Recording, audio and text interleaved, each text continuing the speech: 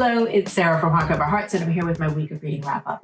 This is where I talk about the books that I read this week, what I'm currently reading, and potentially could read next week based on my mood. So let's get started.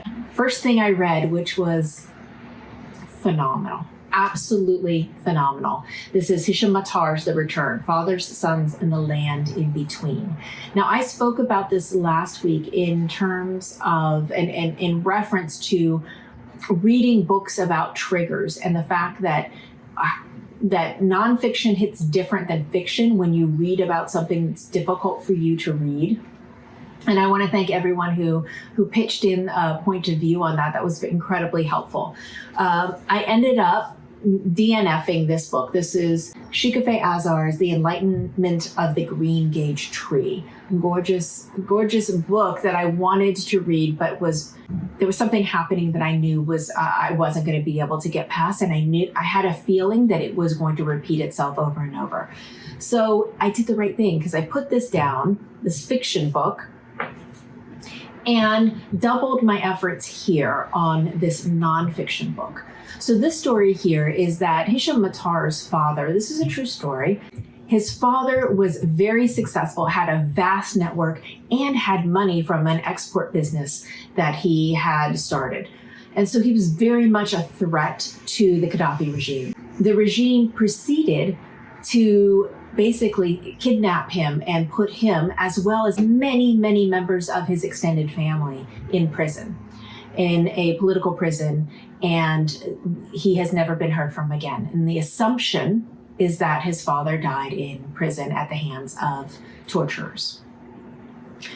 We have in this book, we have Hisham, his mother, brother, and his wife returning to Libya for the very first time, many years after Gaddafi regime has been dismantled, and seeing his family and seeing the people who were imprisoned with his father, and really having a reckoning and coming to terms with seeing if they could really find out who was the last person that saw his father, when did he die, is he possibly still alive? And it's that tension of wanting to believe that he is just lost in the system and not wanting to admit that he's dead, and never knowing the agony of the disappeared that so happens, often happens in South America, is also at play here. And the way he writes it, you really get a sense of the punishment that's meted out, not just on the people that suffer it, but the family and the people that are left behind. And it's really the testimony of that pain and the testimony of the anguish and his desire to understand and to get as close as he could, but also the trauma that causes him in knowing and understanding. This was just remarkable. I'm very glad. I think I made the right choice for myself in stopping one book so that I could really look at this straight on without the flourish of fiction on top of it, but just the dealing with the emotion straight on, and the reportage of the book helped tremendously. If you are interested in these types of books and the impacts of the family and understanding a little bit more about Libya and its history, this was phenomenal, absolutely phenomenal. I gave it 5 because I will actually return back to this. There's still stuff left here for me. Let me jump over to something completely different. This is something, I'm not sure if it's ever happened to you, but you hear about a book and you want to read that book, only to find out that book is the second in a series. And so what do? If you're me, you absolutely do not go straight into the second book. You go back to the first book. So there's something called the 1936 Club, and it's very interesting. It's a bunch of people who are getting together, and they're reading different years and the books in that year during the interwar period, which, if you've heard me talk before, I really find this period fascinating. So this is between World War I and World War II. And so I heard about this book, or I saw it on Twitter, and as someone reading it, and I thought, I have it. I have the book.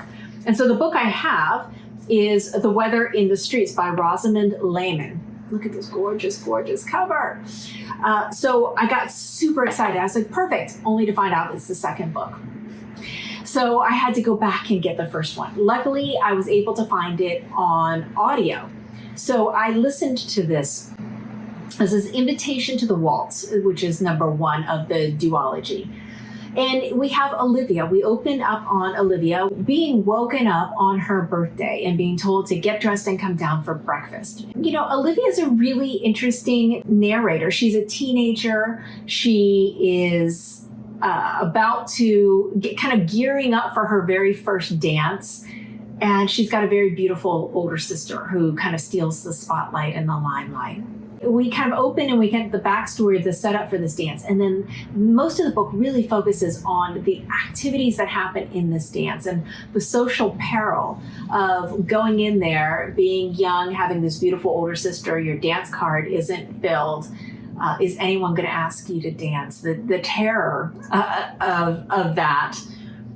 And then how do you navigate dancing with someone that you're not really good at dancing with them? They're not interesting, or they're lecherous. They're an old man who's lonely and a little lecherous, and who's monopolizing you because they know they can get away with it because of their status.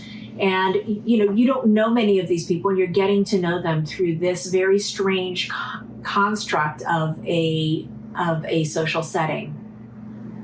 And I found her character so interesting, and she's really eager to please. So she's going in with an open mind, but there are things that people are saying to her that are not right for them to say to her. They're not being appropriate. And she's trying to weigh and balance all of these factors, and it's very frustrating for her. And she doesn't like the artifice of all of this. And so you have the buddings of an inner feminist, what I think to be an inner feminist, of someone who just wants to just have a real conversation and not be confined in all of these artificial ways, but does not know how to break out of this. So I found this book to be so charming, and look very much forward to moving on to the next one. So my next read was also NetGalley.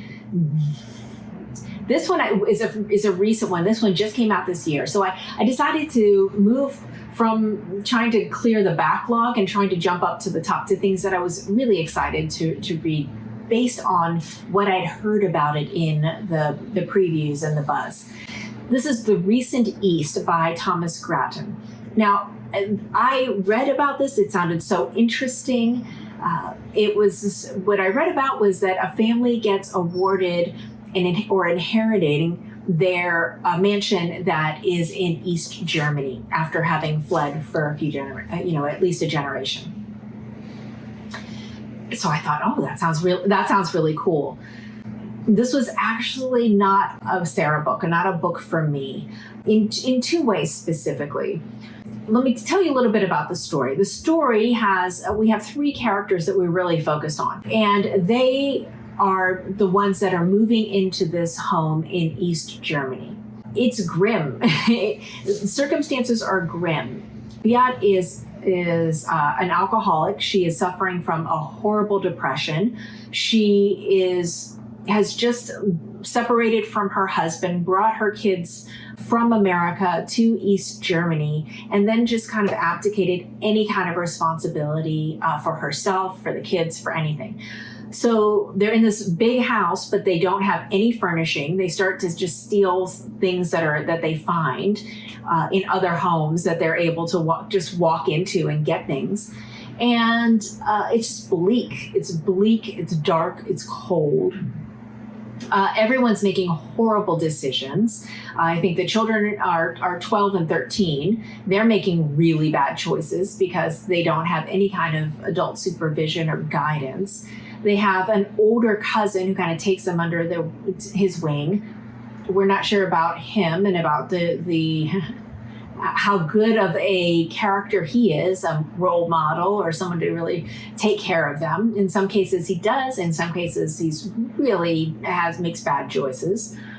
And I just never connected to any of these characters. Now, Michael is gay and is acting out in certain specific ways. There's a lot of homophobia because of the time frame that they're returning. It's the beginning of the AIDS crisis. There's just a lot here. And I never felt that the characters grew or developed. Everything felt stifled. It felt kind of locked in this space.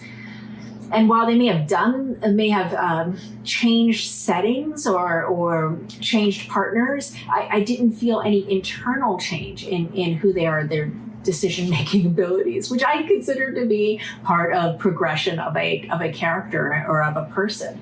You know, you learn things, you get better, you make better choices. So yeah, given the fact that I couldn't connect to any of the characters and the scene, you know, I read about other places to really get a sense of what those places are. And I've been to East Germany. I've been to East Germany in the early 90s. So I get the depression and the darkness and the neglect. I get it. But there was also just, it was so neglectful and it was so abandoned and it was so dark that the book just left me cold, which is a shame. So bummer on that. Then I finished a book that I admired but didn't like. And I would love to hear if you have examples of that in your lives as well. And this is The Shadow King by Maaza Mengiste. There's a lot here to admire. There's a lot here that is worthy and smart and thoughtful. But for me, once I see the seams and once I recognize something that's not working for me, it's very hard for me to let that go. And if I find that repeated, it becomes even harder for me. So in this book, we have, in essence, the story of Ethiopia and its struggle against Italy and the invasion of Mussolini's troops into Ethiopia. And specifically the role that women played in the maintenance of Ethiopia as an independent nation, and the women fighters and the grit and the horror of what they endured. We see this through the eyes of one character, Hirut, who is a young girl when we're introduced to her. She lives with a family friend. He is becomes a leader in the rebellion against the incoming Italian forces, and takes a bunch of young men and takes them into the hills, and they hide and train. Well, the women don't want to be left behind, specifically his wife, Aster, who's incredibly strong-willed, and she kind of embodies the generations before of strong Ethiopian women leaders. And she and her cook and Hirut all go to train as well. There's a lot that happens. There's a lot of really dark things, really difficult things. She doesn't shy away from the horror of war. She doesn't shy away from the price. This is it's refreshing to read stories about war that doesn't have the valor associated with it, that shows how absolutely destructive to humans, even those who are on the winning side, it ends up being.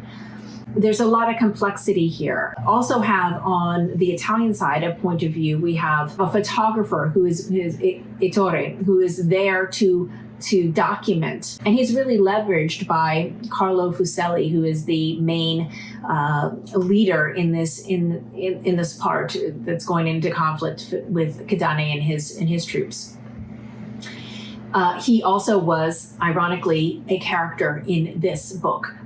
So this is a real life character. He created all sorts of prisons in Libya and Benghazi before moving on to Ethiopia. So very strange to have one character, one in fiction and another in nonfiction. The story is complex. The way it's written is complex. There's photographs, descriptions of photographs interspersed. There's a chorus that kind of does a little pages in between. There's the shifting narration from the Ethiopian side and the Italian side. There's also Haile Selassie, who has little sections in here, and so we're getting this panorama of what's going on and what's happening. It's very well constructed. There's a lot of thought. It's carefully crafted. My challenge with it was that the characters were oftentimes unfathomable to me.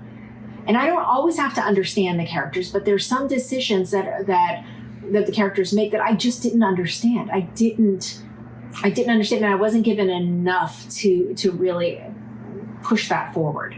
Now, I'm reading this with my In Real Life book club, and we're actually meeting in person this evening to discuss this. We are all vaccinated and all at the stage inoculated. So my very first outing is to meet with my gals in my book club, which I'm so delighted to do. So I cannot wait to hear their thoughts on this. But to me, if I see the structure and if I see the seams, then I become more admiring of that than the actual envelopment that I get from a book, which is what I look for, right? So worthwhile, admire it, did not particularly love it. I gave this a 3. I still think it was worthwhile. Okay, so that's what I read. Let's get into what I'm currently reading. I think I'm about to drop the Bedlam Stacks by Natasha Pulley. I talked about this before. So the reason I think I'm going to drop it is because we've had another scene that really bothered me, that made me question the author's POV in how they're framing up the story. So I've mentioned before that I'm kind of over modern day colonial stories that gloss over or maybe herald or make colonialism look sparkly and shiny, and the old days, and really ignoring the bitter horror that was left, and the raping and pillaging of resources, and using people and just grabbing what you can and leaving death and destruction in your wake. I think there's a true reckoning that needs to be done there. This book is a modern day book written a few years ago that looks back on, it's like an adventure story about this man. He's working for the East India Company, and you can imagine the need for malaria medicine when most of their work is being done in India, which is currently having a malaria outbreak, needing the medicine so that they can keep production going of the tea leaves. It would be incredibly important. And of course, other spices that they have coming out of India. So this man goes on this adventure. He takes the journey, and they arrive in the Amazon, and they're starting their trek, and they stop off at this place where it's a storm, and they stop off at this place, this home, and the man welcomes them in and takes them in and tells them that. And he's kind of sinister. He's mysterious and sinister, and he has all of these people around him, and they're questioning, why are you here? And it turns out that the guy's like a thug, and he's protecting he's making it so it's very hard for anyone to go in and get the quinine, and he's talking about how dangerous it is and how you'll get killed if you're seen trying to get quinine. And in my mind, I'm thinking, why is that guy being painted as the baddie? He's doing the right thing. He's protecting the people, because this is a valuable resource, and they need to keep it for themselves. What this guy is trying to do, what our hero is trying to do, is come in and steal and take these saplings and take these cuttings off the tree so that they can recreate it someplace else, thereby minimizing the impact that the people who are living there, who this is their natural tree in their backyard, have the chance to actually grow their economy because of it, are going to get robbed. So yeah, now that I'm saying it out loud, that's it. I'm done with this. I'm done with it. I think I'm going to DNF it. But let's talk about this one, The Voyage Out by Virginia Woolf. Still loving this, 3/4 of the way through. Have a check-in. Elizabeth just left it. I'm going to have to listen to it immediately after this. Just Virginia Woolf. This is her first. I'm doing a project with Elizabeth of Bookish North, and we're going to be reading Virginia Woolf, her fiction, for the rest of the year. So this is the first, and I am doing a vlog of the reading experience. So I'll put that out after we get done reading and talking about it. Then I'm also continuing on by myself. I'm continuing on with Proust. This is volume 3, The Guermantes Way of the In Search of Lost Time series. I'm reading about 10 pages a night, and yeah, that's a really great pace. He's back talking about things that I care about and things that I like. And so we don't have the girl gang. So that's a bummer. You know, I'm looking for the girl gang to make a reappearance because that really saved the last volume. Then with Leo of a Little Book Life, we are reading the next in our Brookner project. This is A Closed Eye by Anita Brookner. Really great cover right there. We both adored the last one, which is Brief Lives. This one's not working as much for me. She's shifted back into this third person kind of omniscient narrator, which always creates this remove. And there's a focus of we're getting into a section where there's a focus on children, and Anita just doesn't do children well. I'm just going to say it. You could tell that she would be one of those people that if you kind of hand her a baby, she would hold it like this. You know, so she tends to write them as little precocious small adults, which, you know, just isn't realistic. So I think that's kind of giving me an off-put, and there's more of this anti-feminist catty women thing, which was very interesting in how she played it out in the last one, is less interesting here. So, you know, Anita, I'm watching you. But we will still continue on. We're almost halfway through our project. So just knowing that I have so many more and that there are a lot of really good ones ahead makes me very happy, and is okay for me to suffer through what isn't as delightful. Then I mentioned The Weather in the Streets. This is by Rosamond Lehmann. This is the second and last of the series that she did. This, we open with a huge jump in time. She's an adult. She has gotten married and the marriage has failed, and she's coming home because her father is very sick. And so we get to see a brief glimpse of her kind of in this state that she's in, which is a little bit of a mess. She's still very young. The marriage failed very quickly. But she doesn't really have a foothold yet in what her future is going to be. And she's immediately comes back home, and then you get sucked into the home environment. The scenes, I just sunk right in. And it feels like a really interesting, more feminist, ironically, this is written in 1936, more feminist and more sexy and sexually empowering and liberating than Anita Brookner, which is written in the 80s. Anita. Ms. Prim and Proper. So it's a nice companion piece.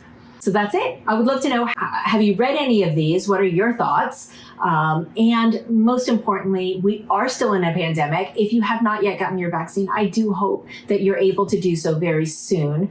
And until then, please still maintain safe social distance, wear your mask, wear 2 if you're not vaccinated, wash your hands, and don't touch your face. I know that although I'm inoculated, I still have the potential to spread it. So I will be wearing a mask, maintaining social distance, and following the same protocols until we really get this thing under control.